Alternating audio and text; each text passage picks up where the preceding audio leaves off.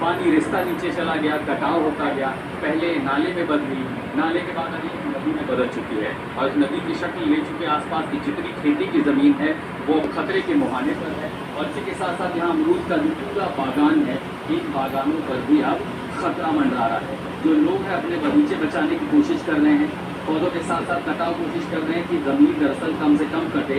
इतना ही नहीं, उसके डर की वजह से दरअसल पानी का बहाव कितना पानी भी है इस राजस्थान के सवाई माधोपुर के नायग्रा फॉल का। इसके साथ यहाँ देखिए ज़मीन लगातार कट रही है और यहाँ पर एक घर जो है वो पहले ही गिर चुका है। आगे जो है कई सारे मंदिर हैं जो इसकी जद में है। एक घर यहाँ गिरा है, उसके आगे देख रहे हैं इस बहाव में एक घर और गिर चुका है।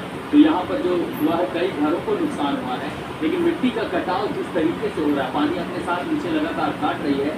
ऐसे में गांव के कई सारे और घर हैं जो संभवतः कुछ घंटों के और मोहताज हो सकते हैं। उधर दूसरी तरफ खेती के हिस्से पे लोग खड़े हैं, वहाँ से पानी बारिश हो चुकी भुरभुरी मिट्टी है, उसके साथ मिट्टी का कटाव लगातार हो रहा है, यानी पीछे भी जो खेत का हिस्सा है वो लगातार चौड़ा हो रहा है। हालांकि आज सुबह से बारिश नहीं हुई है, लेकिन ऑरेंज अलर्ट है और इस अलर्ट में अगर तेज बरसात होती है तो ये पूरा जितना लैंडस्केप है, जो हिस्सा है वो अमरूद का जो बागान है उसको बहा ले जाएगा, खेती की जो ज़मीन है मिट्टी काट ले जाएगी। और इसके साथ साथ ये जो इलाका है पूरा, जिस मकान पर हम हैं, ये नहीं पता कितने और घंटे ये टिक पाएगा, क्योंकि पानी का बहाव जिस तरह आ रहा है, मिट्टी को काटे जा रहा है, संभवतः ये घर भी इसका शिकार हो जाएगा। बेहद डराने वाली तस्वीरें चढ़ाता गाँव के सवाई माधोपुर जिले की, और फिर यहाँ तत्काल फौरन रूप से मदद की ज़रूरत है।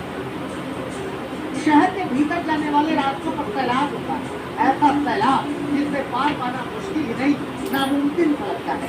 ये जो तालाब आप देख रहे हैं ना, ये तालाब नहीं, राष्ट्रीय राजमार्ग है, लेकिन रास्ते का कहीं कोई अता पता नहीं।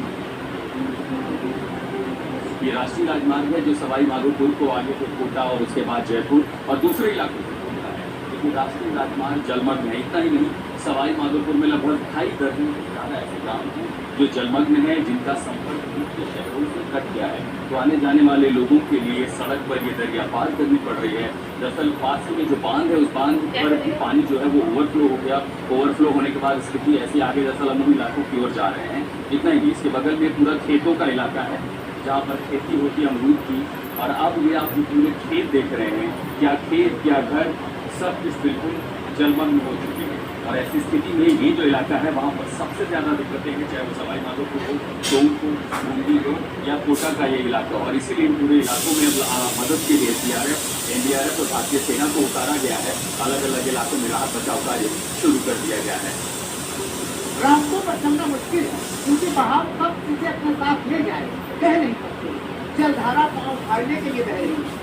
3 दिन से हो रही बारिश ने पूरे नगर को नहर बना दिया है। पूरे सारे लोग हैं आसपास के, क्योंकि मदद एक तरफ चल रही है। तो सबसे पहली कोशिश क्या है कि जो निचले इलाकों में लोग हैं उनको एक तो तट पर ले जाया जाए, सुरक्षित जगहों पर ले जाया जाए, वहाँ खाने पीने की बंदोबस्त किया जाए। तो पंचायतें जो है वो सकती है, वहाँ पर उनके लिए दोनों तरह का खाना पीना भी बन रहा है। और इसी बीच सेना को भी बुला दिया गया है। टोंक में सवाई माधोपुर में सेना को बुला दिया गया है और अब से थोड़ी देर में वो भी अपना अभियान शुरू करेगा। देखिए एक ट्रैक्टर आ रहा है।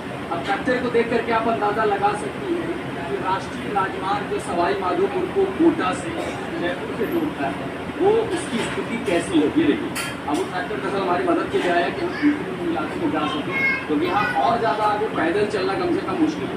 सड़कों पर अगर जरा सी फिसलन हुई तो आप एक बहाव की चपेट में आ सकते हैं। रिहायशी इलाकों की तस्वीरें तो भयानक है।